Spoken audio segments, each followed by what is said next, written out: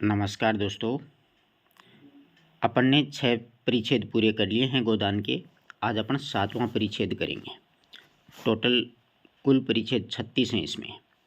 तो देखिए 7वां परिच्छेद की शुरुआत होती है कि ये अभिनय जब समाप्त हुआ तो उधर रंगशाला में धनुष यज्ञ समाप्त हो चुका था और सामाजिक प्रहसन की तैयारी हो रही थी, मगर इन सज्जनों को उनसे विशेष दिलचस्पी न थी। केवल मिस्टर मेहता देखने गए और आदि से अंत तक वहाँ पर जमे रहे। उन्हें बहुत ही बड़ा वहाँ पर मज़ा आ रहा था। बीच बीच में तालियां बजाते थे और फिर कहो का आग्रह करके अभिनेताओं को वो प्रोत्साहित भी कर रहे थे, यानी प्रोत्साहन दे रहे थे। राय साहब ने इस प्रहसन के माध्यम से एक मुकदमेबाज देहाती जमींदार का खाका उड़ाया था।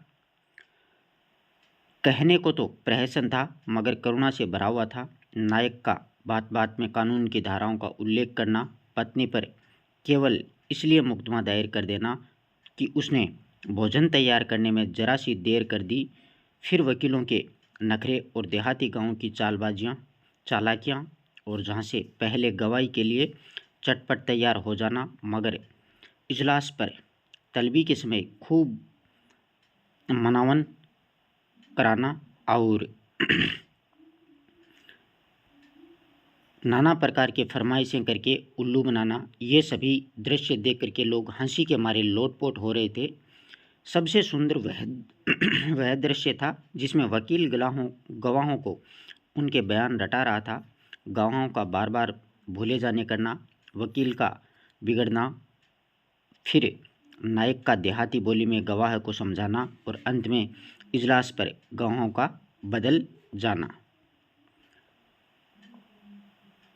ऐसे सजीव और सत्य था कि मिस्टर मेहता उछल पड़े और तमाशा समाप्त होने पर नायक को गले लगा लिया और सभी नटों को एक एक मेडल देने की घोषणा कर दी थी उन्होंने। राय साहब के प्रति उनके मन में श्रद्धा के भाव जाग उठे थे। राय साहब स्टेज के पीछे ड्रामे का संचालन कर रहे थे। मेहता दौड़ करके उनके गले से लिपट गया और मुग्ध होकर बोले, आपकी दृष्टि इतनी पेनी है, इसका मुझे अनुमान नहीं था। दूसरे दिन जलपान के बाद में शिकार का प्रोग्राम बनता है और वही किसी नदी के तट पर बाग में भोजन बने, खूब जल क्रीड़ा की जाए और शाम को लोग घर आएं, देहाती जीवन का आनंद उठाया जाए। जिन मेहमानों को विशेष काम दिया था वह तो विदा हो गए, केवल वही लोग बचे रहे थे जिनकी राय साहब से घनिष्ठता थी, यानी घनिष्ठ मित्र थे। मिसेज खन्ना के सिर में दर्द होने लगा था, न जा सकी और संपादक जी इस मंडली से जले। संपादक जी भी नहीं गए थे, यानी नाराज थे, इसलिए जले हुए थे वो उनसे। उनके विरुद्ध एक लेखमाला निकाल करके उनकी खबर लेने के विचार में मग्न थे। सबके सब छटे हुए गुंडे थे, हराम के पैसे उड़ाते हैं और मूँछों पर ताव देते हैं। दुनिया में क्या हो रहा है उन्हें क्या खबर है, उनके पड़ोस में कौन मर रहा है, कौन क्या परवाह है, उन्हें किस बात की परवाह है, उन्हें तो अपने भोग विलास से काम है। यह मेहता जो विलासपर फिलोसफर बना फिरता है, उसे यही धुन है कि जीवन को संपूर्ण बनाओ। महीने में 1000 मार लेते हो, तुम्हें अख्तियार है। जीवन को संपूर्ण बनाओ या फिर परिपूर्ण बनाओ।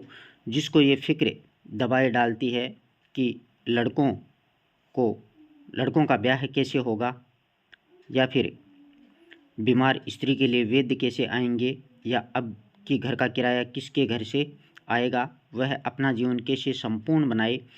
छूटे साईं बने दूसरे के खेत में मुंह मारते फिरते हो और समझते हो संसार में सब सुखी हैं।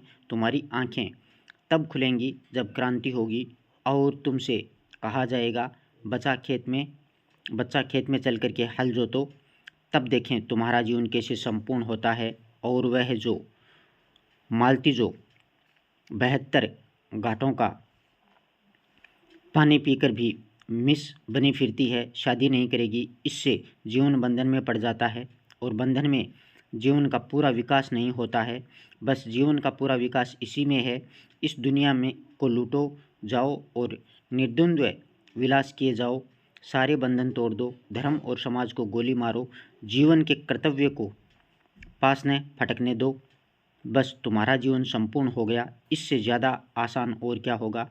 माँ बाप से नहीं पिटती, उन्हें धाता बनाओ, शादी मत करो, यह है बंधन। बच्चे होंगे, यह मोह पास, मगर टैक्स क्यों देते हो। कानून भी तो बंधन है, इसे क्यों नहीं तोड़ते। उससे क्या कन्नी काटते हो। जानते होने कि कानून की जरा सी भी अवज्ञा की और बेड़ियां पड़ जाएंगी। बस वही बंधन तोड़ो जिससे अपनी भोग लिप्सा में बाधा नहीं पड़ती। रस्सी को सांप बना करके पीटो और 30 मार बनो। जीते सांप के पास जाओ ही क्यों, वह फुंकार भी मारेगा तो लहरें आने लगेंगी। उसे आते ही देखा तो दुम दबा करके भागोगे। यह तुम्हारा संपूर्ण जीवन है। 8 बजे शिकार पार्टी चली आती है। खन्ना ने कभी शिकार नहीं खेला, बंदूक की आवाज़ से कांपते हैं, लेकिन मिस मालती जा रही थी, वह कैसे रुक सकते हैं। मिस्टर तंखा को अभी तक इलेक्शन के विषय में बातचीत करने का अवसर न मिला, शायद वहाँ वह अवसर मिल जाए। राय साहब अपने इस इलाके में बहुत दिनों से नहीं गए थे, वहाँ रंग ढंग देखना चाहते थे। कभी कभी इलाके में आने वाले आदमियों से एक संबंध भी हो जाता है और रौब भी रहता है। कारकुन और प्यादे भी सचेत रहते हैं। मिर्ज़ा खुर्शीद को जीवन के नए अनुभव प्राप्त करने का शौक़ था, विशेषकर ऐसे जिन्हें कुछ साहस देखना पड़े। मिस मालती अकेले कैसे रहती है, उन्हें तो रसिकों का जमघट चाहिए। केवल मिस्टर मेहता शिकार खेलने के सच्चे उत्साह से जा रहे थे। राय साहब की इच्छा तो थी कि भोजन की सामग्री, रसोईया, कहार, खिदमतगार साथ में लेकर के चलें, लेकिन मिस्टर मेहता ने उनका विरोध किया। खन्ना ने कहा, आखिर वहाँ भोजन करेंगे या फिर भूखों मरेंगे। मेहता ने जवाब दिया, भोजन क्यों न करेंगे, लेकिन आज हम लोग खुद अपना सारा काम करेंगे। खाना तो चाहिए कि देखना चाहिए कि नौकरों के बगैर हम जिंदा रह सकते हैं या नहीं। मिस मालती पकाएगी, हम लोग खाएंगे। देहातों में डांडियाँ, देहातों की जो हंडियाँ होती है ना, उससे और पत्तल भी मिल जाते हैं और ईंधन की कोई कमी नहीं है। शिकार हम करेंगे ही। मालती ने गिला किया, क्षमा कीजिए, आपने रात मेरी कलाई इतने ज़ोर से पकड़ी कि अभी तक दर्द हो रहा है। काम तो हम लोग करेंगे, आप केवल बताती जाइएगा। वो ऐसा कहते हैं कि आप बता देना।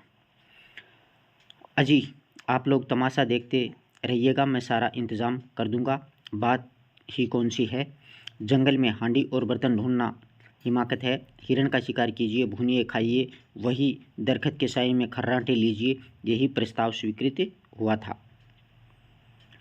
2 मोटरें चली, एक में मिस मालती ड्राइव कर रही थी, दूसरी खुद राय साहब चला रहे थे। कोई 20-25 मील पर पहाड़ी प्रांत शुरू हो गया। दोनों तरफ ऊंची पर्वतमालाएं दौड़ी चली आ रही थी।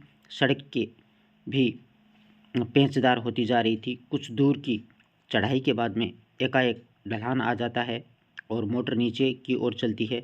दूर से नदी का पाट नज़र भी आने लगता है।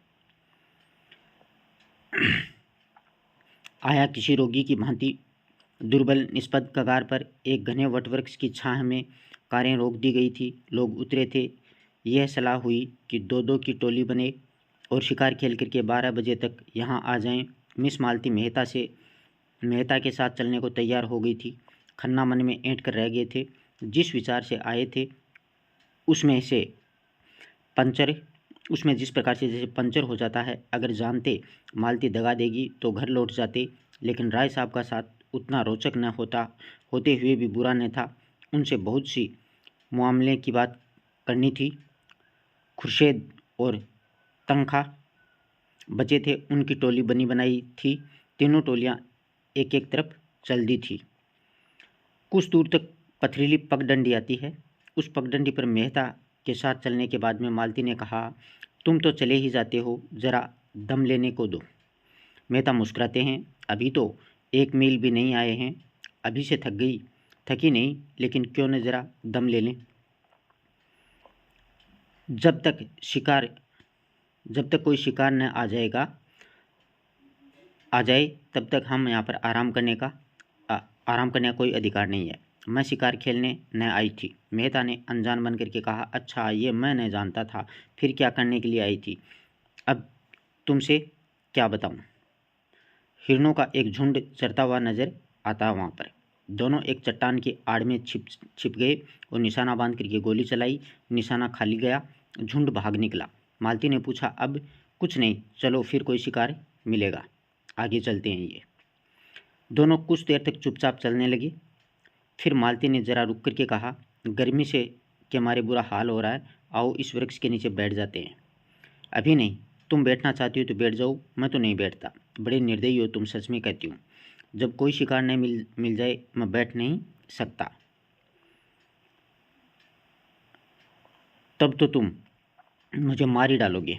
अच्छा बताओ, रात तुमने मुझे इतना क्यों सताया? मुझे तुम्हारे ऊपर बड़ा क्रोध आ रहा था। याद है तुमने मुझे क्या कहा था? तुम हमारे साथ चलोगी दिलदार। मैं नहीं जानती थी तुम इतने शरीर हो। अच्छा सच कहना, तुम इस वक्त मुझे अपने साथ ले जाते? मेहता ने कोई जवाब नहीं दिया और मानो सुनाई न हो। दोनों कुछ दूर चलते रहे।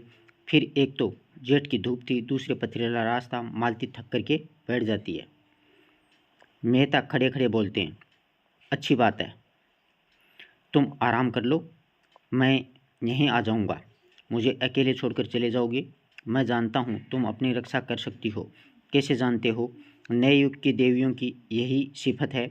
वह मर्द का आश्रय नहीं चाहती हैं, उसे कंधा मिलाकर चलना उससे कंधा मिलाकर चलना चाहती हैं।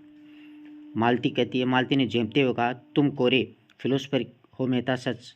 सामने वृक्ष पर एक मोर बैठा हुआ था। मेहता ने निशाना साधा और बंदूक चलाई। मोर उड़ गया। मालती प्रसन्न होकर बोली, बहुत अच्छा हुआ, मेरा सांप पड़ा है। मेहता ने बंदूक रख करके कंधे पर रख करके कहा, तुमने मुझे नहीं, अपने आप को सांप दिया है। शिकार मिल जाता तो मैं तुम्हें 10 मिनट की मोहल्ले देता। अब तो तुम्हें फौरन चलना पड़ेगा। मालती उठ करके मेहता का हाथ पकड़ती हुई बोली, फिलोसफरों की शायद हृदय नहीं होता है। तुमने अच्छा किया विवाह नहीं किया, उस गरीब को मार ही डालते, मगर मैं यूँ नहीं छोड़ूंगी। तुम मुझे छोड़कर नहीं जा सकते। मेहता ने एक झटके से हाथ छुड़ा लिया और आगे बढ़ जाते हैं। मालती सजल नेत्रों से बोलती है, मैं कहती हूँ मत जाओ। नहीं, मैं इसी चट्टान पर सिर पीटूंगी, सिर पटक दूंगी। मेहता ने तेजी से कदम बढ़ाए। मालती उन्हें देखती रही। जब वह 20 कदम निकल गए तो झुंझला करके उठी और उसके पीछे दौड़ी। अकेले विश्राम करने में कोई आनंद नहीं था। समीप आकर बोली, मैं तुम्हें इतना पशु समझती थी। मैं जो हिरण मारूंगा उसकी खाल तुम्हें भेंट करूंगा। खाल जाए बाढ़ में, मैं अब तुमसे बात नहीं करूंगी। कहीं हम लोगों के हाथ कुछ न लगा और दूसरों के अच्छे शिकार मारे तो मुझे बड़ी झेप होगी। एक चौड़ा नाला मुंह फैलाए बीच में खड़ा था। बीच की चट्टानें उसे दांत से लगती थी। धार में इतना वेग था कि लहरें उछल पड़ती थी। सूर्य मध्याह्न पर आ पहुंचा था और उसकी प्यारी किरणें जल में क्रीड़ा कर रही थी। मालती प्रसन्न होकर कहा, अब तो लौटना पड़ा। क्यों? उस पार चलोगे? यही तो शिकार मिलेंगे। कि उस पार चलेंगे ना, तब दूसरी तरफ धार में इतना वेग है, मैं तो बह जाऊंगी। अच्छा, अच्छी बात है, तुम यहीं बैठो, मैं जाता हूँ। हाँ आप जाइए, मुझे अपनी जान से बैर नहीं है। मेहता ने पानी में जैसे ही कदम रखा और पांव साधते हुए चले। ज्यों ज्यों आगे बढ़ते जाते पानी गहरा होता जाता, यहाँ तक कि छाती तक आ गया था। मालती अधीर हो उठी। शंका से मन चंचल हो उठा। ऐसी विकलता तो उसे कभी न होती। ऊंचे स्वर में बोली, पानी गहरा है, ठहर जाओ, मैं भी आती हूँ। नहीं नहीं, तुम फिसल जाओगी, धार बहुत ही तेज है। कोई हर्ज नहीं है, मैं आ रही हूँ, आगे न बढ़ना, खबरदार। मालती साड़ी ऊपर चढ़ा करके नाले में बैठ जाती है बैठी, मगर 10 हाथ आते आते पानी उसकी कमर तक आ गया था। मैं तो घबरा गए थे। दोनों हाथों से उसे लौट जाने के लिए कहते हुए बोले, तुम यहाँ मत आओ मालती, यहाँ तुम्हारा गर्दन तक का पानी आ जाएगा। मालती ने एक कदम और आगे बढ़ाकर कहा, होने दो, तुम्हारी यही इच्छा है, मैं मर जाऊं तो तुम्हारे पास ही मरूंगी। मालती के पानी जो है वो पेट तक पानी आ जाता है। धार इतनी तेज थी कि मालूम होता है कदम उखड़ा मेहता लौट पड़े और मालती को एक हाथ से पकड़ लेते हैं। मालती ने नशीली आंखों में रोष भर कर के कहा, मैंने तुम्हारे जैसे बेदर्द आदमी कभी नहीं देखा था। बिल्कुल पत्थर हो। खैर आज सता लो, जितना सताते हो मैं भी कभी समझूंगी। मालती के पांव उखड़ते हुए मालूम है वह बंदूक संभालते हुए उनसे चिपक जाती है। महतो ने आश्वासन देते हुए कहते हैं कि तुम यहाँ खड़ी नहीं रह सकती, मैं तुम्हें अपने कंधे पर बैठाए लेता हूँ। मालती भरकूटी टेढ़ी करते हुए कहा, तो उस पार जाना क्या इतना ज़रूरी है? महतो ने कुछ उत्तर न दिया, बंदूक कनपटी से कंधे पर दबा ली और मालती को दोनों हाथों से उठा करके कंधे पर बैठा लेते हैं। मालती अपनी पलक को छिपाती हुई बोली, अगर कोई देख ले भय तो लगता है। दो पग के बाद में उसने करुण स्वर में बोलते हैं कि अच्छा बताओ, मैं यही पानी में डूब जाऊं तो तुम्हें रंज हो या न हो? मैं तो समझती हूँ तुम्हें बिल्कुल रंज न होगा। महतो ने आहत स्वर में कहता है, तुम समझती हो मैं आदमी नहीं हूँ? मैं तो यही समझती हूँ, क्यों छिपाऊँ? सच कहती हो मालती? तुम क्या समझते हो? मैं कभी बताऊँगा। पानी में महतो के गर्दन तक आ जाता है पानी। कहीं अगला कदम उठाते ही सिर तक न आ जाए। मालती का हृदय धक धक करने लगा। बोली, मेहता ईश्वर के लिए अब आगे मत जाओ, नहीं मैं पानी में कूद पड़ूंगी। उस संकट में मालती को ईश्वर याद आया, जिसका वह मजाक उड़ाया करती थी। जानती थी ईश्वर कहीं बैठा नहीं है जो आकर उन्हें उबार लेगा, लेकिन मन को जिस अवलंब और शक्ति की जरूरत थी वह और कहाँ मिल सकती है। पानी कम होने लगता था। मालती ने प्रसन्न होकर के कहा, अब तुम मुझे उतार दो। नहीं नहीं, चुपचाप बैठी रहो, कहीं आगे कोई गड्ढा मिल जाए। तुम समझते होंगे यह कितनी स्वार्थिनी है, मुझे इसकी मजदूरी दे देना। मालती के मन में गुदगुदी हुई, क्या मजदूरी लोगे? यही जब तुम्हें जीवन में ऐसा कोई अवसर आए तो मुझे बुला लेना। किनारे आ जाते हैं दोनों। मालती ने रेत पर अपनी साड़ी को निचोड़ती है, जूते का पानी निकाला, हाथ मुँह धोए, पर यह शब्द अपने रहस्यमय आशय के साथ उसके सामने नाचते रहे। उसने इस अनुभव का आनंद उठाते हुए कहा, यह दिन याद रहेगा। मेहता ने पूछा, तुम बहुत डर रही थी उस समय? पहले तो डरी, लेकिन फिर मुझे विश्वास हो गया था कि तुम हम दोनों की रक्षा कर सकते हो। मेहतो ने गर्व से मालती को देखा। इसके मुख पर परिश्रम की लाली के साथ में तेज भी था। तुम्हें ये सुनकर कि कितना आनंद आ रहा है, मुझे ये समझ सकोगी मालती? तुमने समझाया कब? उल्टे और जंगलों में घसीटते फिरते हो और अभी फिर लौटती बार यही नाला पार करना पड़ेगा। तुमने कैसी आफत में जान डाल दी है। मुझे तुम्हारे साथ रहना पड़े तो एक दिन न पटे। मेहता मुस्कुराए। इन शब्दों का संकेत खूब समझ रहे थे। तुम मुझे इतना दुष्ट समझती हो और मैं कहूँ कि तुमसे प्रेम करता हूँ, मुझसे विवाह करोगी? ऐसे काट कठोर से कौन विवाह करेगा? रात दिन जलाकर मार डालोगे। और मधुर नेत्रों से देखा, मानी कह रही हो, इसका आशय तुम खूब समझते हो, इतने बुद्धू तुम भी नहीं हो।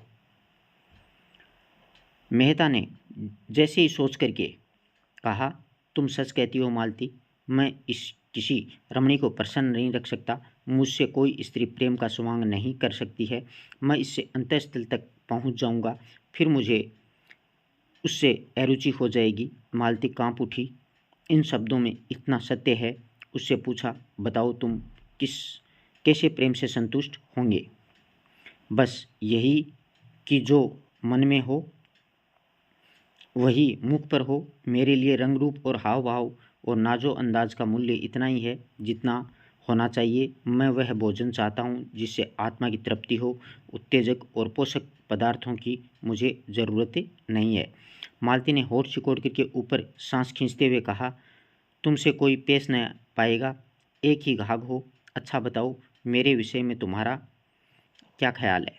महतो ने नटखटपन से मुस्कुराकर कहा, तुम सब कुछ कर सकती हो, बुद्धिमती हो, चतुर हो, प्रतिभावान हो, दयालु हो, चंचल हो, स्वाभिमानी हो, त्याग कर सकती हो, लेकिन प्रेम नहीं कर सकती। मालती ने पेनी दृष्टि से ताक करके कहा, झूठे हो तुम, बिल्कुल झूठे। मुझे तुम्हारा ये दावा निस्सार मालूम होता है कि तुम नारी हृदय तक पहुंच जाते हो। दोनों नाले के किनारे पर चल रहे थे। 12 बज चुके थे। अब तक मालती को न विश्राम की इच्छा थी न लौटने की। आज के संभाषण में उसे एक ऐसा आनंद आ रहा था जो उसके लिए बिल्कुल नया था, और उसने कितने ही विद्वानों और नेताओं को एक मुस्कान में, एक चितवन में, एक रसीले वाक्य में उल्लू बना करके छोड़ दिया था। ऐसी बालू की दीवार पर वह जीवन का आधार नहीं रख सकती। आज उसे कठोर ठोस पत्थर की भूमि मिल गई है जो फावड़ों की चिंगारियां निकाल रही थी और उसकी कठोरता से उत्तेजित मोह लेती थी। धाई की आवाज़ हुई। एक आवाज़ आती है। एक लालसर नाले पर उड़ा जा रहा था। मेहतो ने निशाना मार। चिड़िया चोट खाकर भी कुछ दूर उड़ी, फिर बीच धार में गिर पड़ी और लहरों के साथ बहने लगी। अब अभी जाकर लाता हूँ। जाती कहाँ है? जाती कहाँ है? कहने के का आशय उनके साथ यह था कि वह रेत में दौड़े और बंदूक किनारे पर रख के गड़ाप से पानी में कूद पड़े और बहाव की ओर तैरने लगे। मगर आध मील तक पूरा जोर लगाने के पर भी चिड़िया ने पास केंगे। चिड़िया मरकर भी जैसे उड़ी जा रही है। सहसा उनने देखा एक युवती किनारे की एक झोंपड़ी से निकल करके चिड़िया को बहते देख करके साड़ी को जांघों में चढ़ाया और पानी में घुस पड़ती है। एक क्षण में उसने चिड़िया पकड़ ली और मेहता को देखती हुई बोली, पानी से निकल जाओ बाबूजी, तुम्हारी चिड़िया ये है कि तुम पानी से निकल जाओ। मेहता जो है वो युवती की चपलता और साहस देख करके मुग्ध हो गए। तुरंत किनारे की ओर हाथ चलाए और 2 मिनट में युवती के पास जा खड़े हुए। युवती का रंग था तो काला, पर वह गहरा, कपड़े बहुत ही मैले और फूहड़ आभूषण के नाम पर केवल हाथों में 2-2 चूड़ियाँ थी। सिर के बाल उलझे अलग अलग। मुखमंडल का कोई भाग ऐसा नहीं था जिसे सुंदर या सुघड़ कहा जा सके, लेकिन उस स्वच्छ निर्मल जलवायु ने उसे अकेलेपन ने ऐसा लावण्य भर दिया था और प्रकृति की गोद में वो पल करके उसके अंग इतने सुडौल, संगठित और स्वच्छंद हो गए थे कि यौवन का चित्र खींचने के लिए उससे सुंदर कोई रूप नहीं मिलता था। इसका सबल स्वास्थ्य जैसे मेहता के मन में बल और तेज भर रहा था। मेहता उसे धन्यवाद देते हुए कहा, तुम बड़े मौके से पहुंच गई हो, नहीं तो मुझे न जाने कितनी दूर तैरना पड़ता। युवती प्रसन्नता से कहा, मैंने तुम्हें तैरते आते देखा तो दौड़ी और शिकार खेलने आए होंगे। हाँ, आए तो शिकार खेलने ही थे, मगर दोपहर हो गया है और यही चिड़िया मिली है।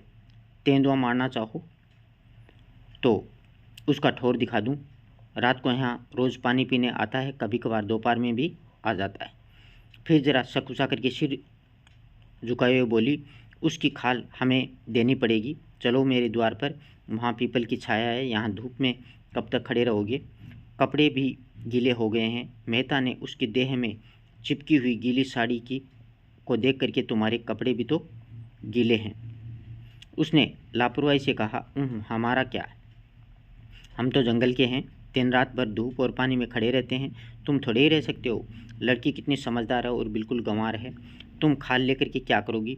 हमारे दादा बाजार में बेचते हैं, यही तो हमारा काम है कि हम खाल बेचने का काम करते हैं। लेकिन दोपहर में यहाँ पर कांटे तो तुम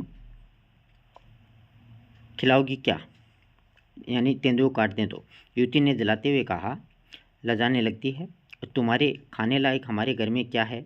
मक्के की रोटी खाओ जो धरी हुई हैं, चिड़िया का सालन पका दूंगी, तुम बताते जाना जैसे बनाना हो। थोड़ा सा वैसे दूध भी है। हमारी गाय को एक बार तेंदुए ने घेरा था, उसे सींग से भगा करके भाग आई, तब से तेंदुआ उससे डरता है। अकेली, लेकिन मैं अकेली नहीं हूँ, मेरे साथ एक औरत और भी है। तुम्हारी घरवाली होगी? नहीं, घरवाली तो अभी नहीं है, जान पहचान की एक औरत है, मेहता बोलता है। तो मैं दौड़ करके उसको बुला लाती हूँ, तुम चल करके छाँव में बैठ जाओ। नहीं नहीं, मैं बुला लाता। तुम थक गए हो, शहर का रैया जंगल में काहे आते हैं, हम तो जंगली आदमी हैं, किनारे ही तो खड़ी होगी, ऐसा वो कहती है। जब तक मेहता कुछ बोले वह वहाँ से हवा हो गई, मतलब दूर चली गई। मेहता ऊपर चढ़ कर के पीपल की छाँव में बैठ जाते हैं। वह स्वच्छंद जीवन से उनके मन में अनुराग उत्पन्न हुआ। सामने ही पर्वतमाला दर्शन तत्व की भांति अगम्य और अत्यंत फैली हुई है, मानो ज्ञान का विस्तार कर रही हो, मानो आत्मा उस ज्ञान को, उस प्रकाश को और उस अगम्यता को उसके प्रत्यक्ष विराट रूप में देख रही है। दूर से के एक बहुत ऊंचे शिखर पर एक छोटा सा मंदिर था, जो उस अगम्यता से में बुद्धि की भांति ऊंचा पर खोया हुआ खड़ा था, मानो वहाँ तक पर मारकर पक्षी विश्राम लेना चाहता है और कहीं स्थान नहीं पाता है। मेहता इन्हीं विचारों से में डूबे हुए थे कि युवती मिस मालती के साथ में लिए आ पहुंची। एक वन पुष्प की भांति धूप में खिली हुई, दूसरी गमले के फूल की भांति धूप में मुरझाई और निर्जीव थी। मालती ने बेदिली के साथ कहा कि पीपल की छांव बहुत अच्छी लग रही है, क्या यहाँ पर भूख के मारे प्राण निकले जा रहे हैं।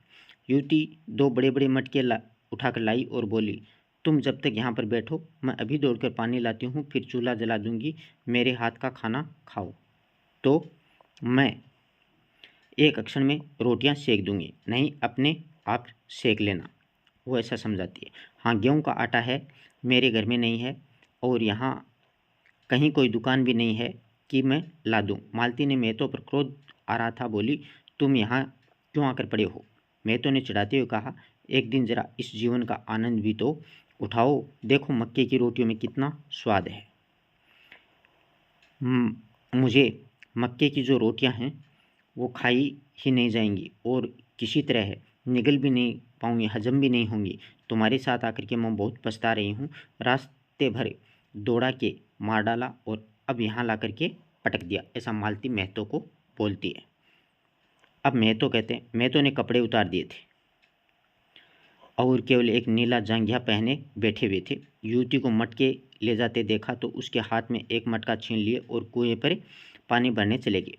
दर्शन के गहरे अध्ययन में भी उन्हें अपने स्वास्थ्य की रक्षा की थी और दोनों मटके लेकर के चलते हुए उसकी मांसल भुजाओं और चौड़ी छाती और मछलीदार जांघों किसी यूनानी प्रतिमा से सुगठित अंगों की भांति उसके पुरुषार्थ का परिचय दे रही थी। युवती उन्हें पानी खींचते हुए अनुराग भरी आंखों से देख रही थी। वह अब उसकी दया के पात्र नहीं, श्रद्धा के पात्र हो गई थी। कुआं बहुत गहरा था, कोई 60 हाथ का था। मटके भारी थे और मेहता कसरत का अभ्यास करते रहने पर भी एक मटका खींचते खींचते शिथिल हो गए। युवती ने दौड़कर उनके हाथ से रस्सी छीन ली और बोली, तुमसे नहीं खींचेगा, तुम जाकर खाट पर बैठो, मैं खींचे लाती हूँ। मेहता ने अपने पुरुषत्व का यह अपमान न सह सके और रस्सी उसके हाथ से फिर से ले ली और जोर मार के एक क्षण में दूसरा मटका खींच लिया और दोनों हाथों में दोनों मटके लिए हुए आकर झोंपड़ी के द्वार पर खड़े हो गए। युवती ने झटपट आग जला दी और लाल सर के पंखे झुलस डाले। छुरे से उसने रोटियां बनाई और चूल्हे में आग जला करके मांस चढ़ा दिया और चूल्हे के दूसरे एले पर कढ़ाई में दूध उबालने लगी और मालती बोहें चढ़ाए खाट पर खिन्न मन से पड़ी हुई थी। इस तरह यह दृश्य देख करके मानो उसके ऑपरेशन की तैयारी हो रही हो। मेहता झोंपड़ी के द्वार पर खड़े होकर के युवती के ग्रह कौशल और अनुरक्त नेत्रों से देखते हुए बोले, मुझे भी तो कोई काम बताओ, मैं क्या करूं। युवती ने मीठी झिड़की के साथ में कहा, तुम्हें कुछ नहीं करना है, जाकर के बाई के पास में बैठो, बेचारी बहुत भूखी है, दूध गर्म हुआ जाता है, उसे पिला देना। उसने एक गड़े में आटा निकाल लिया। युवती ने एक गड़े में आटा निकाल लिया और उससे गूंथने लग जाती है और उसके अंगों का जो विलास देखते रहे युवती भी रह करके उनके कनखियों से देख करके अपना काम करने लगती है। मालती ने पुकारा, तुम वहाँ क्या खड़े हो, मेरे सिर में जोर का दर्द हो रहा है, आधा सिर ऐसा फटा पड़ा है जैसे गिर जाएगा। मेहता ने आकर के कहा, मालूम होता है धूप लग गई है, मैं तो जानती थी कि तुम मुझे मार डालने के लिए यहाँ पर ला रहे हो। तुम्हारे साथ कोई दवा भी तो तुम्हारे पास में कोई दवा भी तो नहीं है क्या? मैं किसी मरीज को देखने आ रही थी जो दवा लेकर के चलती। मेरा एक दवाओं का बक्सा है जो सेमरी में है और उफ, सिर फटा जाता है। मेहता ने उसके सिर की और ज़मीन पर बैठ करके धीरे धीरे उसका सिर सहलाना शुरू किया। मालती ने आंखें बंद कर ली। युवती हाथों में आटा भरे, सिर के बाल बिखेरे, आंखें धुएं से लाल और सैजल, सारी देह पसीने से तर, उससे उसका उभरा हुआ वक्ष साफ झलक रहा था। आकर के खड़ी हो गई और मालती को आंखें बंद किए पड़ी देख करके बोली, भाई को क्या हो गया है? मेहता बोला, सिर में बड़ा दर्द है। पूरे सिर में है कि आधे सिर में है? आधे में बताती है।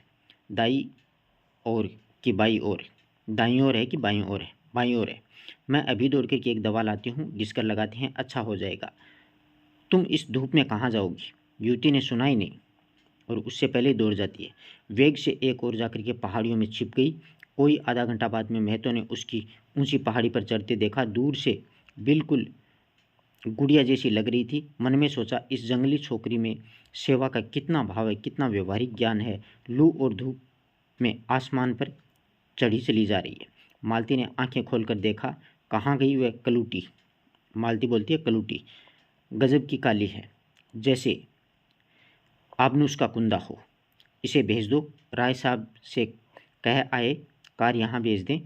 इस तपिश में मेरा दम निकल जाएगा। कोई दवा लेने गई है, कहती है उसे आधा शीश का जो दर्द है वो बहुत जल्दी आराम मिल जाता है। इसकी दवाएं इन्हीं को फ़ायदा करती हैं, मुझे नहीं करेंगी। तुम तो इस छोकरी पर लट्टू हो गए हो, कितने छिछोरे हो, जैसे रूह है वैसे फरिश्ते। मेहता को कटु सत्य कहने में संकोच न होता था। कुछ बातें तो उनमें ऐसी हैं कि तुम में होती तो तुम सचमुच में देवी हो जाती। उनकी खूबियाँ उसे मुबारक, मुझे देवी बनाने की इच्छा नहीं है, बनने की इच्छा नहीं है। तुम्हारी इच्छा हो तो मैं जाकर के कार लाऊं, यद्यपि कार यहाँ आ भी सकेगी, मैं नहीं कह सकता। इस कलूटी को क्यों नहीं भेज देते? वह तो दवा लेने गई है, फिर भोजन पकाएगी। तो आज आप उसके मेहमान हैं, शायद रात को यहीं पर रहने का आपका कोई मतलब विचार है। रात को शिकार भी तो अच्छा मिलता है यहाँ पर।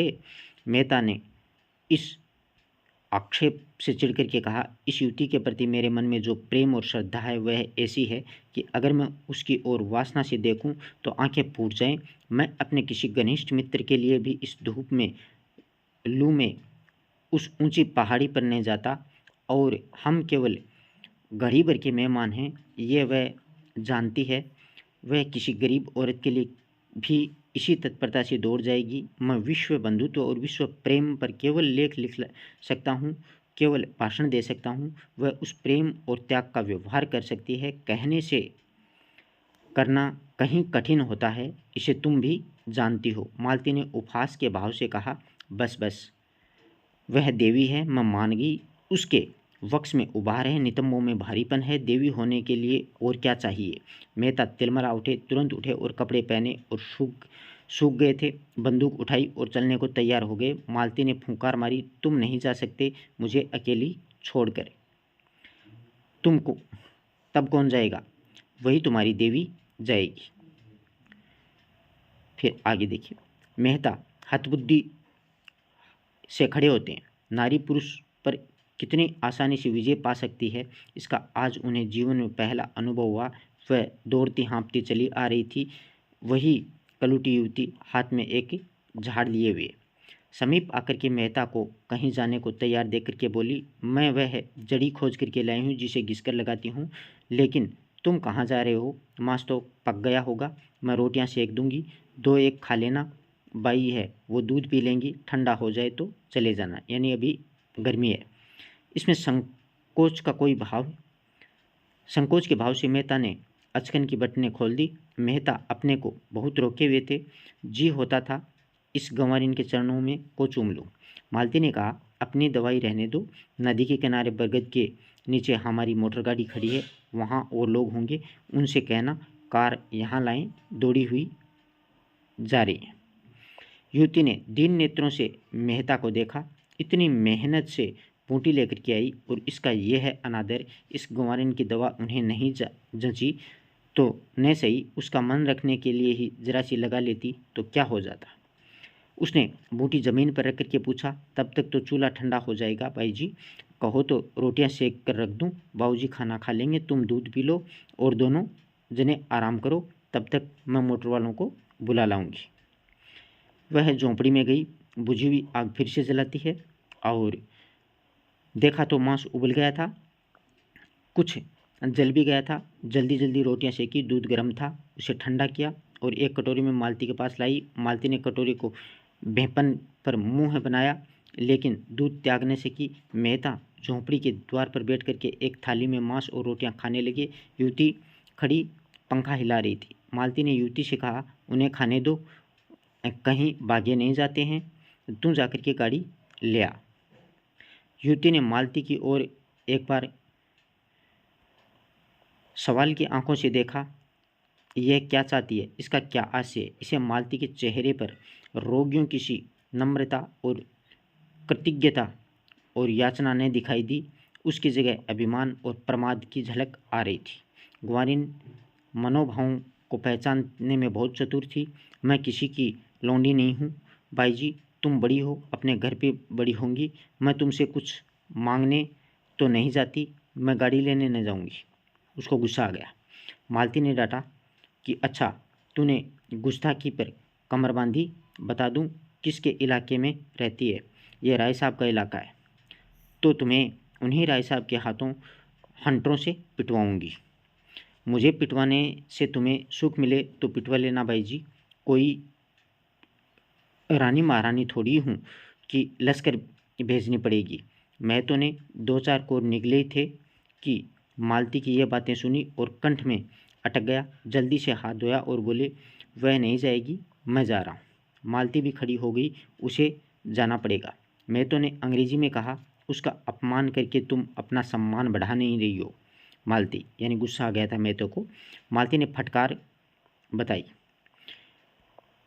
ऐसी लोंडियाँ मर्दों को पसंद आती हैं जिसमें कोई गुण ना हो और न ही उसकी टहल दौड़ दौड़ करके प्रसन्न मन से करे और अपना भाग्य सराहें कि इस पुरुष ने मुझसे यह काम करने को तो कहा था, पर देवियाँ हैं, शक्तियाँ, विभूतियाँ हैं।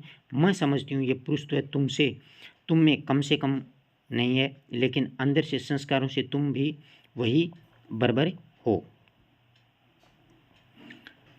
मेहता मनोविज्ञान के पंडित थे, मालती के मनोरहस्यों में समझ रहे थे।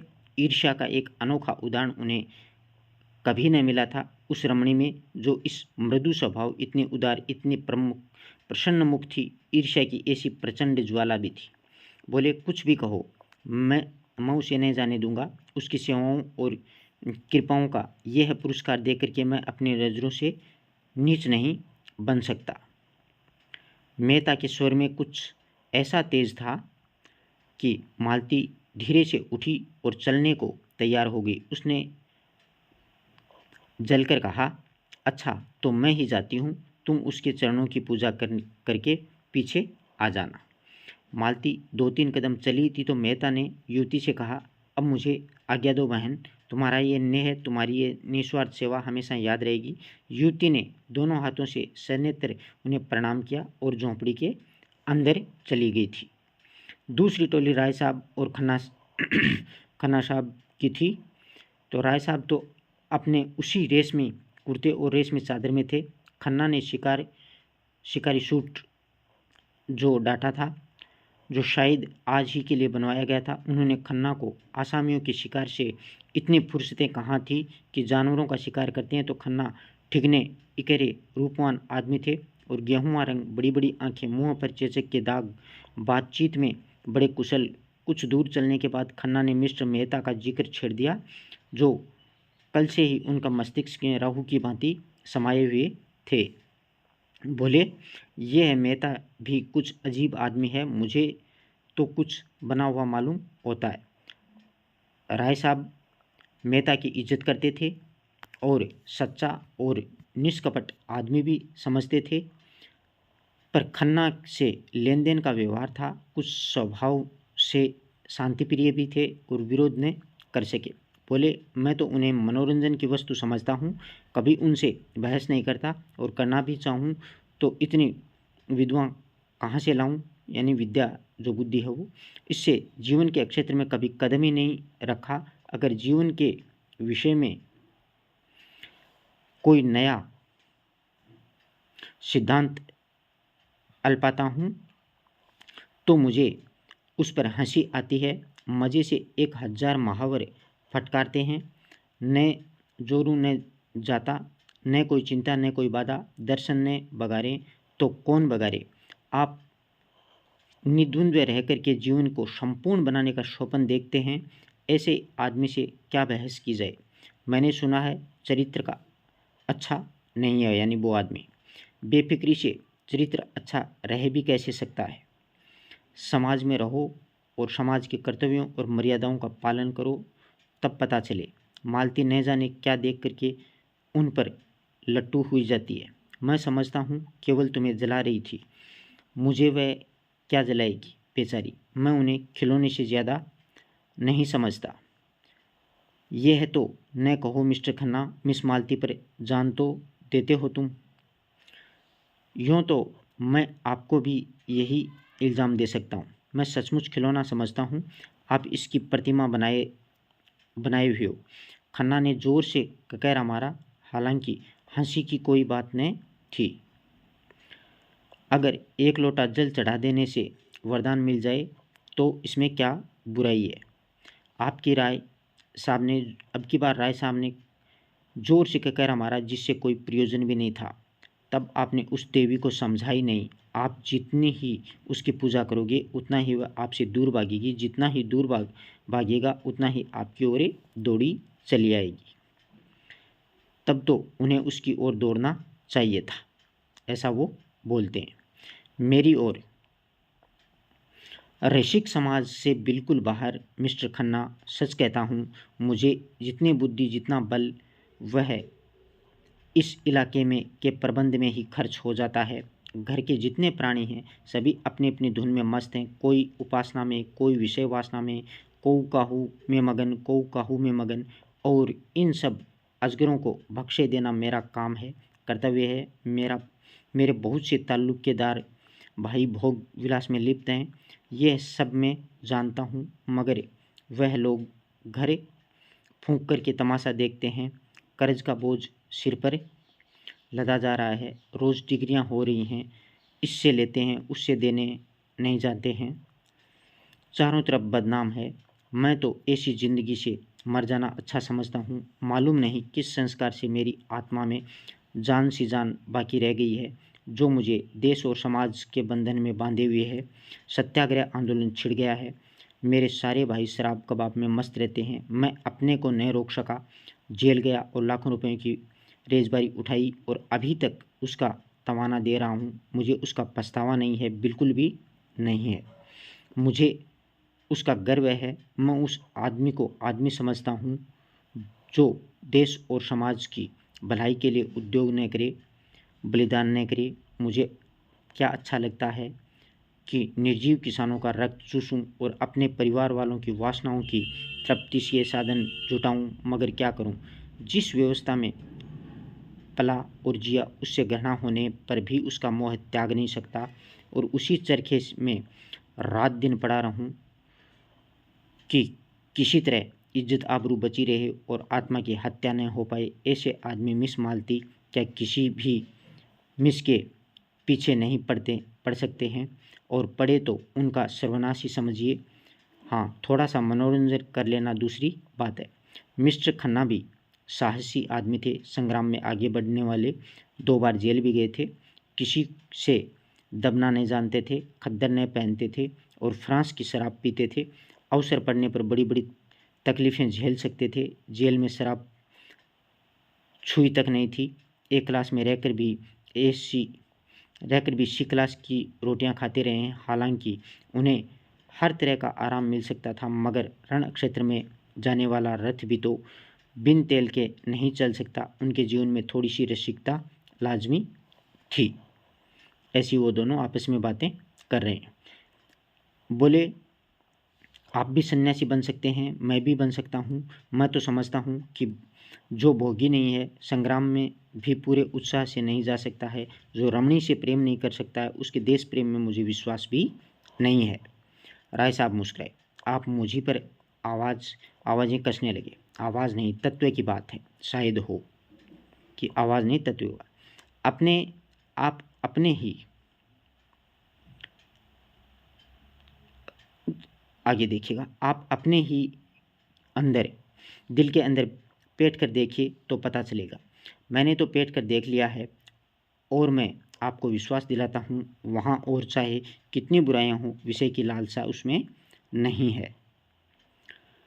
तब मुझे आपके ऊपर दया आती है। आप जो इतने दुखी और विनाश और चिंतित, और उसका एकमात्र कारण उसका निग्रह है, मैं तो इस नाटक में खेल कर रहूँगा, चाहे दुखांती क्यों ना हो। वह मुझसे मजाक करती है, दिखाती है कि तुझे मेरी परवाह नहीं है, लेकिन मैं हिम्मत हारने वाला मनुष्य नहीं हूँ। मैं अब तक इसका मिजाज नहीं समझ पाया हूँ। हाँ, निशाना ठीक बैठेगा उसका निश्चय न कर सका, लेकिन वह कुंजी आपको शायद ही मिले। मेहता शायद आपसे बाजी मार ले जाए। एक हिरण कई हिरनियों के साथ चल रहा था, बड़े सींगों वाला, बिल्कुल काला। राय साहब ने निशाना बांधा। खन्ना ने रोका। क्यों हत्या करते हो यार, बेचारा चल रहा है, चढ़ने दो। धूप तेज हो गई है, आइए कहीं बैठ जाएं, आपसे कुछ बातें करनी है। राय साहब ने बंदूक चलाई, मगर हिरण वहाँ से भाग जाता है। बोले, एक शिकार मिला, वो भी निशाना खाली चला गया। एक हत्या से बच गए। आपके इलाके में ऊख होती है बड़ी कसरत से, तो फिर क्यों न हमारे शुगर मिल की एक व्यवस्था की जाए, यानी शामिल हो जाइएगा। ऊख मतलब गन्ना। हिस्से धड़ाधड़ बिक रहे हैं, आप ज़्यादा नहीं 1000 हिस्से खरीद लें। गजब किया, मैं इतने रुपए कहाँ से लाऊंगा।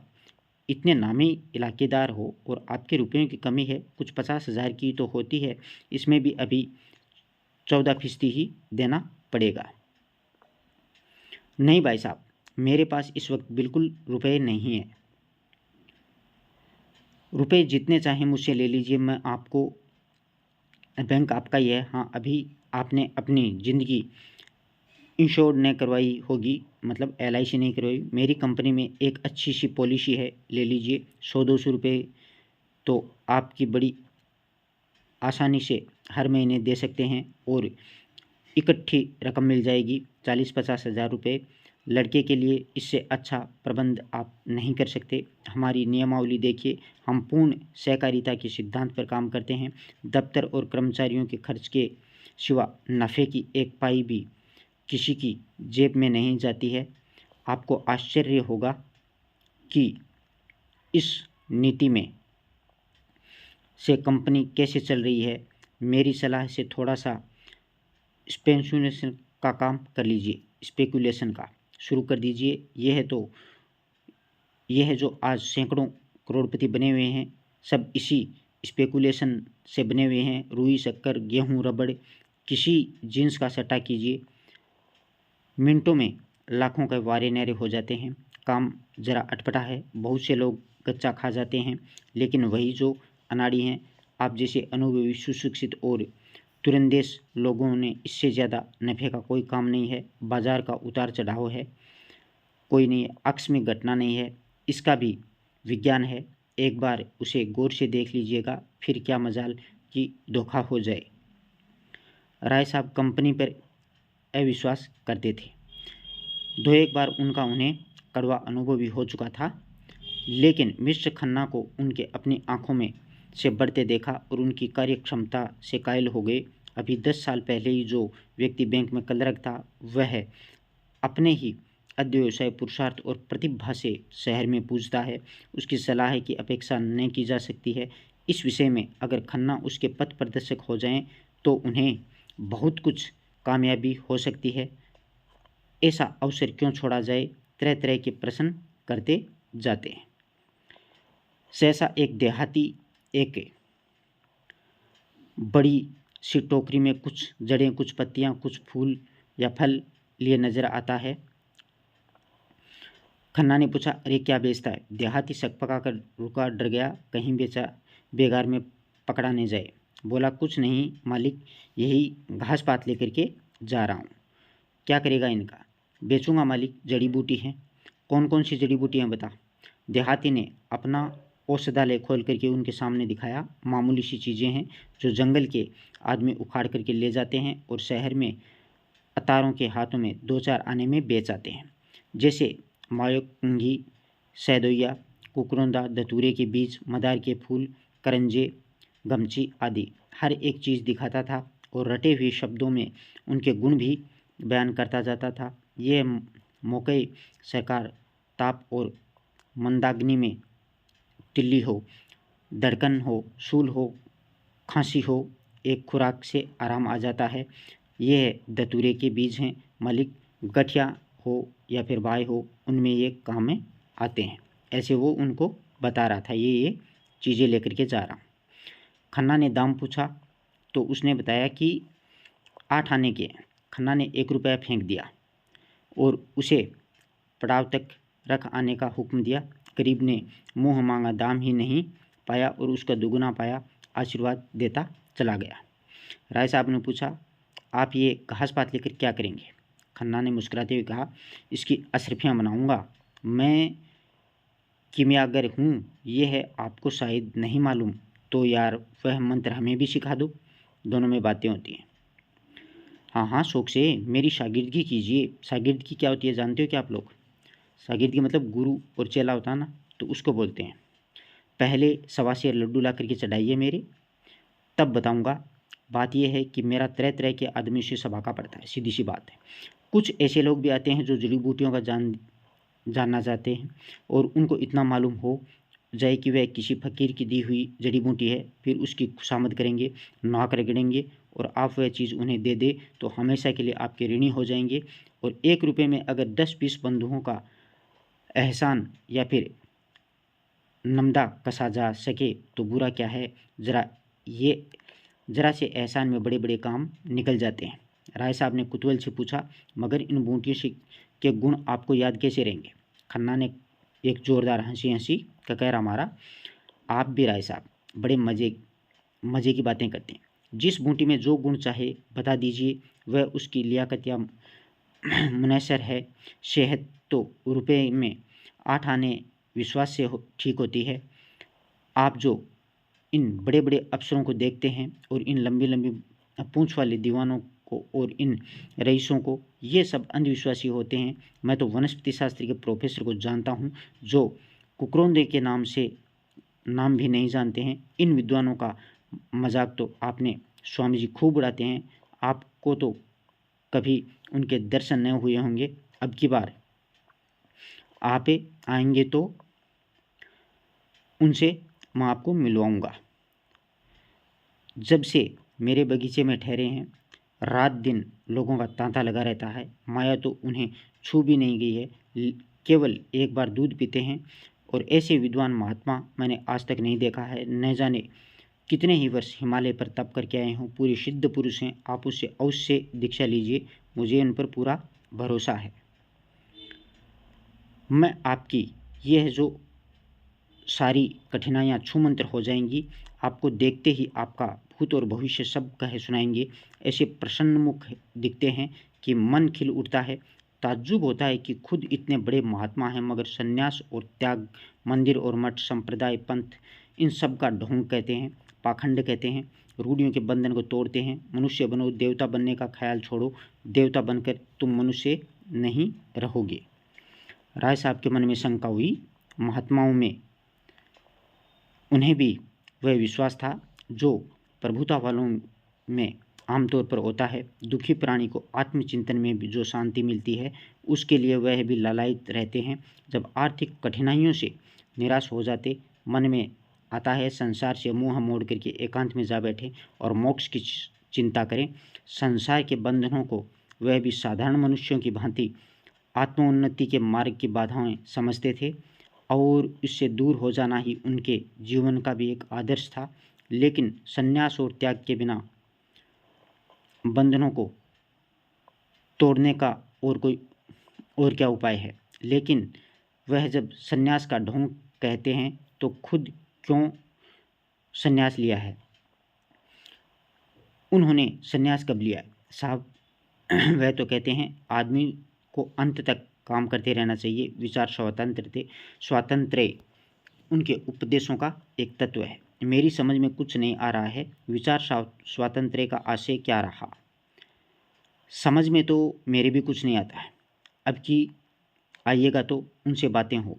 वह प्रेम को जीवन का सत्य कहते हैं और उनकी ऐसी सुंदर व्याख्या करते हैं कि मन मुग्ध हो जाता है। मिस मालती को उनसे मिलाया या नहीं? आप भी दिल लगी करते हैं। मालती को भला उनसे क्या मिलाता?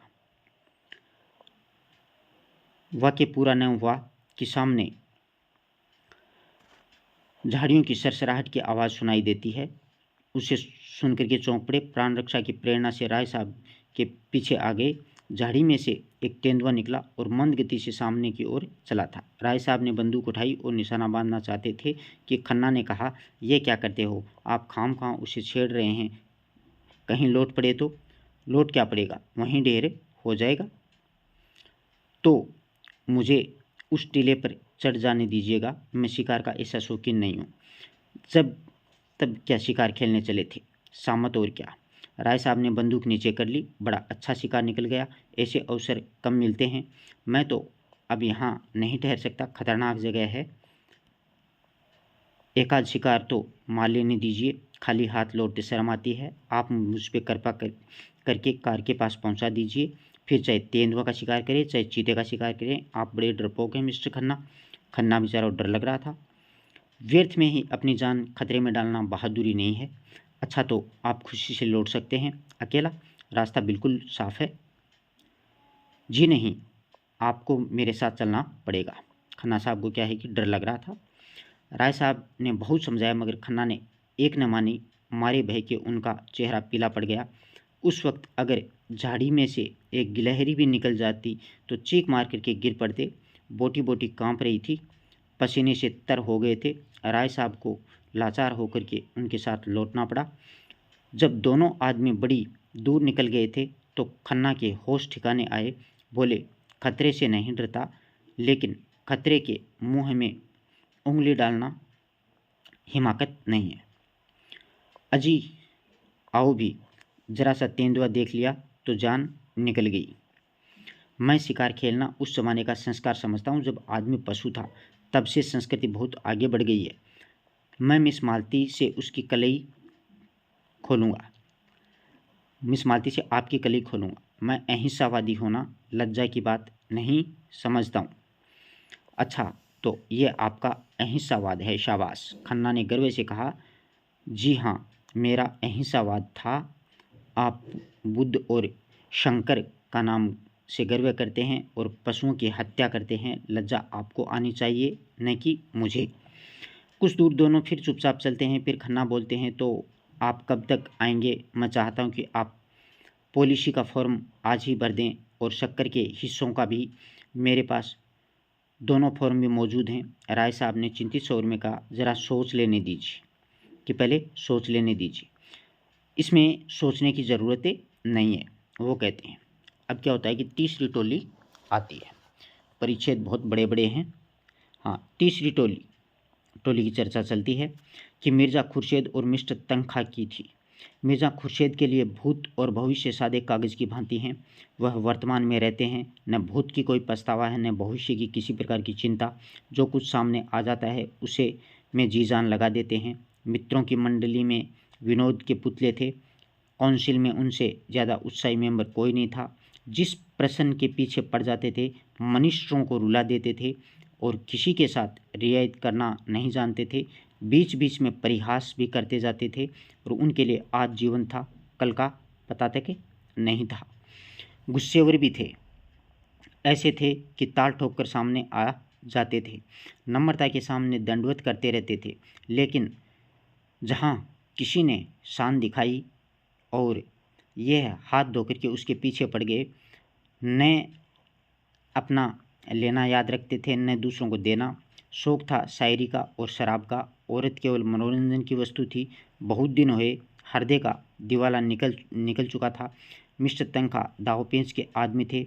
सौदा पटाने में, मामला सुलझाने में, अड़ंगा लगाने में, बालू से तेल निकालने में, गला दबाने में, दम झाड़ करके निकल जाने में बड़े निषिद्ध थे। कहिए रेत में नाव चला दें, पत्थर पर दूब उगा दें, ताल्लुकदारों के या फिर महाजनों के कर्ज दिलाना, नई कंपनी खोलना, चुनाव के अवसर पर उम्मीदवार खड़े करना, यही उनका अच्छा व्यवसाय था। खास करके चुनाव के समय में उनकी तकदीर चमकती थी। किसी पेठे उम्मीदवार को खड़ा करते और दिलो जान से उसका काम करते थे। 10-20 हज़ार बना लेते थे। जब कांग्रेस का जोर था तो कांग्रेस के उम्मीदवार के सहायक, जब सांप्रदायिक दल का जोर हुआ तो हिंदू सभा की ओर से काम करने लग गए। मगर इस उलटफेर के समर्थन के लिए उनके पास में ऐसी दलीलें थी कि कोई भी उंगली न दिखा सकता था। शहर के सभी रईस, सभी हुक्काराम और सभी के सभी उसका याराना था। दिल में चाहे लोग उनकी नीति पसंद करें, पर वह स्वभाव से इतने नम्र थे कि कोई मुँह पर कुछ न कह सकता था। मिर्ज़ा खुर्शीद ने रुमाल के माथे का पसीना पोंछ करके, आज तो शिकार खेलने लायक दिन नहीं है, आज तो कोई मुशायरा होना चाहिए था। वकील ने समर्थन किया कि जी हाँ, बाग में बड़ी बहार रहेगी। थोड़ी देर में के बाद में मिस्टर तनखा ने मामले की बातें छेड़ दी थी। अब की चुनाव में बड़े बड़े गुल खिलेंगे, आपके लिए भी मुश्किल है। मिर्ज़ा विरक्त मन से बोले, अब कि मैं खड़ा ही न रहूँगा। तनखा ने पूछा, क्यों? मुफ्त की बकबक कौन करे, फ़ायदा ही क्या है? मुझे अब इस डेमोक्रेसी की भक्ति नहीं रही है। जरा सा काम और महीनों की बहस, हाँ, जनता की आंखों में धूल झोंकने के लिए अच्छा स्वांग है। इससे तो कहीं अच्छा है कि एक गवर्नर रहें, चाहे वह हिंदुस्तानी हो या अंग्रेज़ हो, इससे बहस नहीं। एक इंजन जिस गाड़ी में बड़े मज़े से हज़ारों मील खींच ले जा सकता है, उसे 10,000 आदमी मिलकर भी उतनी तेज़ी से नहीं खींच सकते हैं। मैं तो यह सारा तमाशा देख करके कौंसिल से बेजारा हो गया हूँ। मेरा बस चले तो कौंसिल में आगे लगा दूँ। अब उनको इंटरेस्ट नहीं रहा था। जिसे हम डेमोक्रेसी कहते हैं, वह व्यवहार में बड़े बड़े व्यापारियों और ज़मींदारों का राज्य है और कुछ नहीं। चुनाव में वह बाजी ले जाता है जिसके पास रुपया है।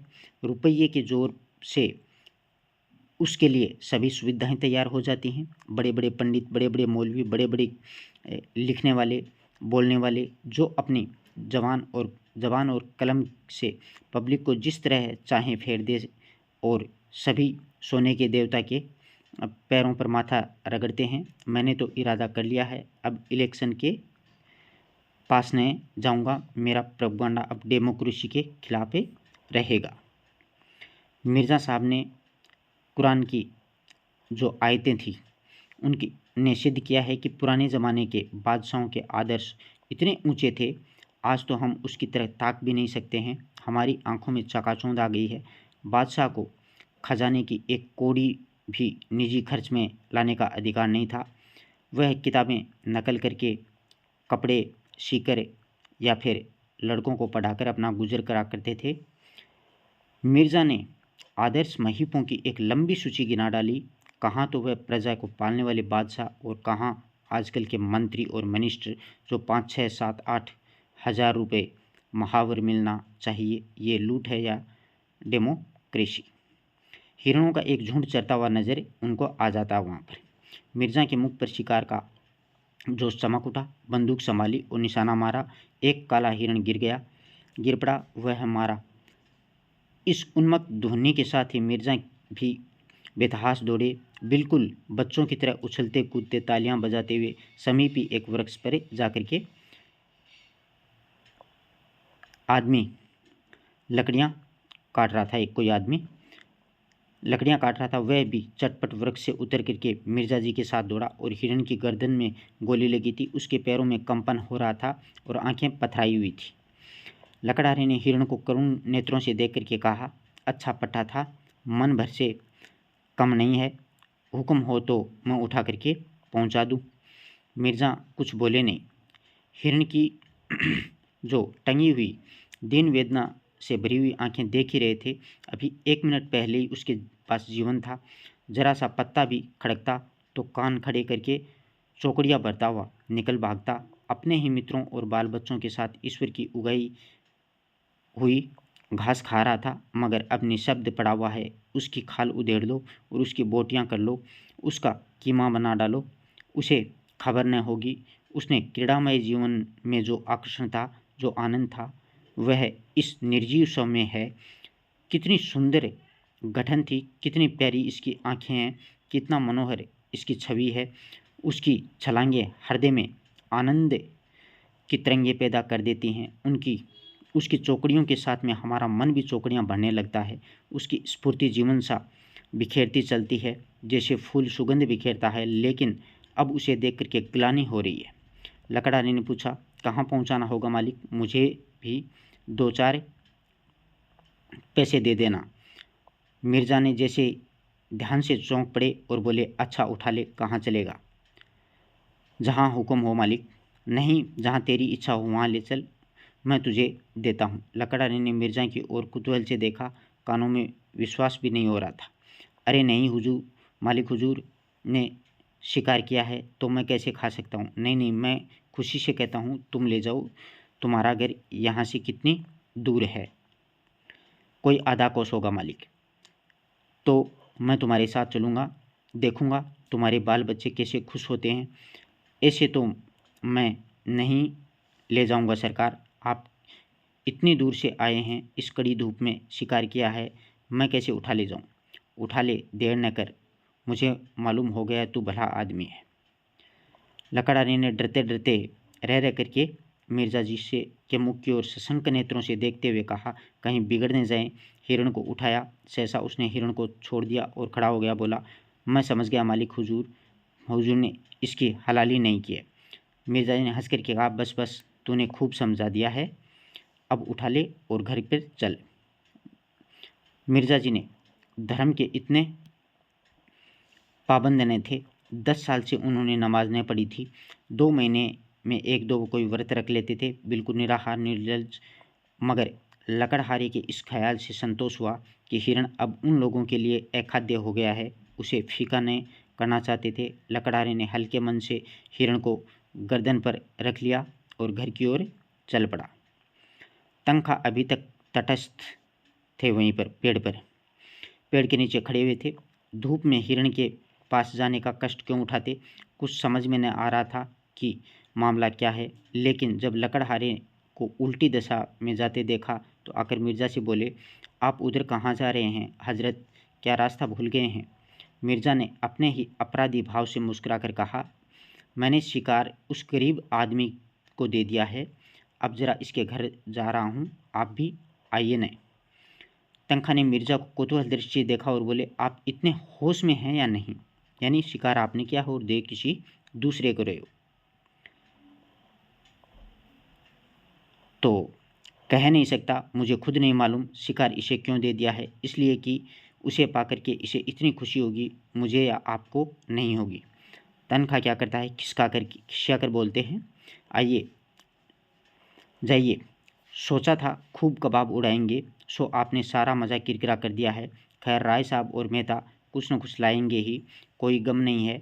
मैं इस इलेक्शन के बारे में कुछ अर्ज करना चाहता हूँ कि आप खड़ा न होना चाहते न सही, आपकी जैसी मर्जी, लेकिन आपको इसमें क्या तामुल है कि जो लोग खड़े हो रहे हैं उनसे उसकी अच्छी कीमत वसूल की जाए।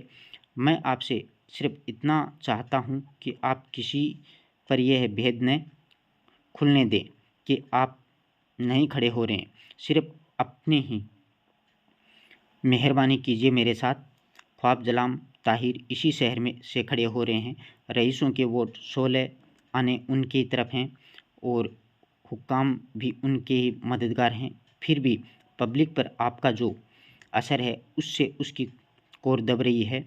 आप चाहें तो आपको उससे 10-20 हज़ार महज ये है जाहिर कर देने में मिल सकते हैं कि आप उनके खातिर बैठ जाते हैं। नहीं, मुझे अर्ज कर लेने दीजिए। इस मामले में मैं आपको कुछ आपको कुछ नहीं करना है, आप बेफिक्री बैठे रहिए। मैं आपकी तरफ से एक मैनिफेस्टो निकाल दूंगा और इसी शाम को आप मुझसे 10,000 नगद वसूल कर लीजिए। मिर्ज़ा साहब ने उसकी ओर फिराकत से देख कर के कहा, मैं ऐसे रुपए पर और आप पर लानत भेजता हूँ। मिस्टर तनखा ने ज़रा भी बुरा नहीं माना, माथे पर बल तक न आने दिया। मुझ पर आप जितने लानत चाहें भेजिए, मगर रुपए का लानत भेज करके आप अपना नुकसान ही कर रहे हैं। मैं ऐसी रकम को हराम समझता हूँ।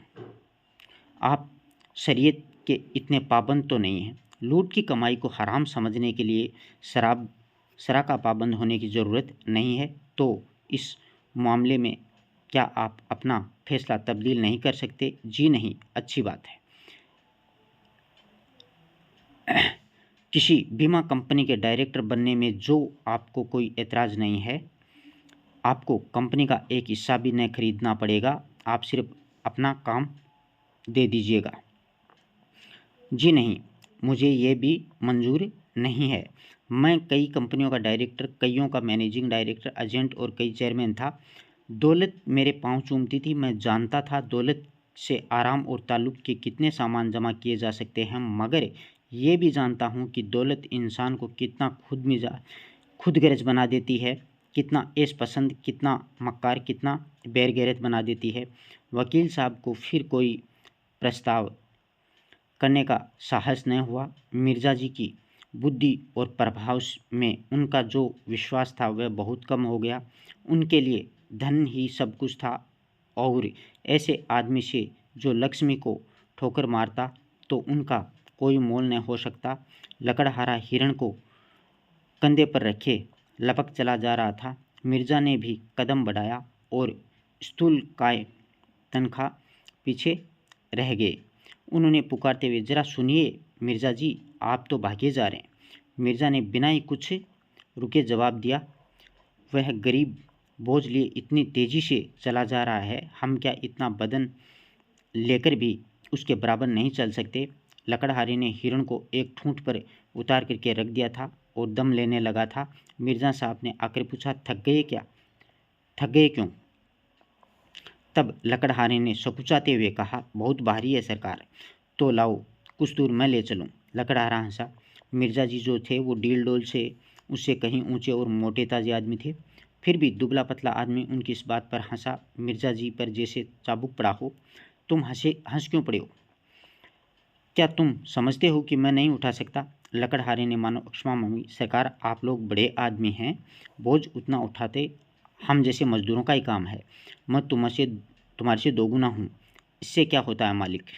मिर्ज़ा का पुरुषत्व अपना और अपमान नहीं सह सका। उन्होंने बढ़कर के हिरण की गर्दन को उठा लिया और चले, मगर मुश्किल से 50 कदम ही चले होंगे कि गर्दन फटने लगी, पाँव थरथराने लगे और तिल आंखों में तितलियां उड़ने लगी।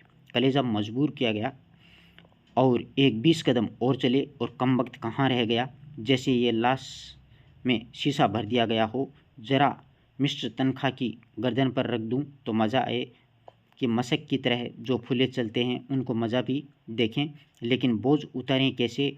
दोनों अपने दिल में कहेंगे। बड़ी जवाबंदी दिखाने चले थे और 50 कदम भी नहीं चल सके और ची निकल गई। लकड़हारे ने चुटकी ली और कहा, मालिक कैसे रंग ढंग है, बहुत हल्का है न? मिर्ज़ा जी को बोझ कुछ हल्का मालूम होने लगा। बोले, इतनी दूर तो ले ही लिया जाऊंगा जितनी दूर तुम लाए हो। कई दिन गर्दन दुखेगी मालिक, वो ऐसा बोलता है। तुम क्या समझते हो, मैं यूं ही फुला हुआ आदमी हूँ? नहीं मालिक, अब तो ऐसा नहीं समझता, मुदा आप हैरान न हों, वह चट्टान है, उस पर उतार दीजिए। मैं अभी इसे इतनी ही दूर और ले जा सकता हूँ, मगर ये अच्छा तो नहीं लगता कि मैं ठाला चलूँ और आप लदे हुए चलें। मिर्ज़ा साहब ने चट्टान पर हिरण को उतार कर रख दिया और वकील साहब भी आ पहुँचे थे।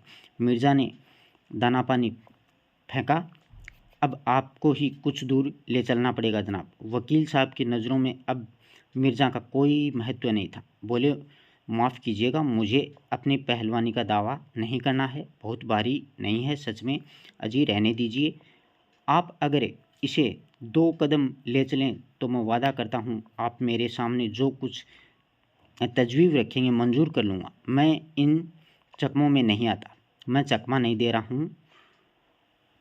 वल्लाह है, आप जिस हल्के में कहेंगे खड़ा हो जाऊंगा, जब हुक्म देंगे बैठ जाऊंगा, जिस कंपनी का डायरेक्टर, मैनेजर, मैनेजर या कन्वेस्टर जो कुछ भी कहिएगा बन जाऊंगा। बस 100 कदम ले चलिए। मेरी तो ऐसी ही दोस्ती से निभती है जो मौका पड़ने पर सब कुछ कर सकते हैं, यानी मुझे ऐसे ही दोस्त चाहिए। तनख्वाह का मन चुलबुला हो उठा। मिर्ज़ा अपने कौल के पक्के थे, उसने कोई संदेह नहीं था। हिरण ऐसा क्या बहुत भारी होगा, आखिर मिर्ज़ा इतनी दूर ले ही आए हैं। बहुत ज़्यादा थके हुए थे तो नहीं जान पड़ते हैं, अगर इनकार करते हैं तो सुनहरा अवसर हाथ से जाता है। आखिर ऐसा क्या कोई पहाड़ है, बहुत होगा 4-5 शेरी होगा, 2-4 दिन गर्दन ही तो दुखेगी, जेब में रुपए तो थोड़ी सी बीमारी सुख की वस्तु है। 100 कदम की रही है बात, हाँ 100 कदम मैं गिनता चलूँगा। देखिए निकल जाने वाले पर लानत भेजता हूँ। तनख्वाह ने जूते का जो फीता फिर से बांधा, कोट उतार करके लकड़हारे को दे दिया और पतलून ऊपर चढ़ाया और रुमाल को से मुंह पोंछ करके इस तरह से हिरण को देखा मानो ओंखली में सिर देने जा रहे हैं। फिर हिरण को उठा करके गर्दन पर रखने की चेष्टा की थी। 2-3 बार जोर लगाने पर लाश गर्दन पर तो आ गई थी, पर गर्दन न उठ सकी थी, कमर झुकने गई थी, हाँफ उठे थे, लाश को ज़मीन पर पटकने वाले थे कि मिर्ज़ा ने उन्हें सहारा देकर आगे बढ़ाया। तनख्वाह ने एक डग इस तरह से उठाया जैसे दलदल में पाँव जा रहे हों। मिर्ज़ा ने बढ़ाया दिया, शाबाश मेरे शेर, वाह।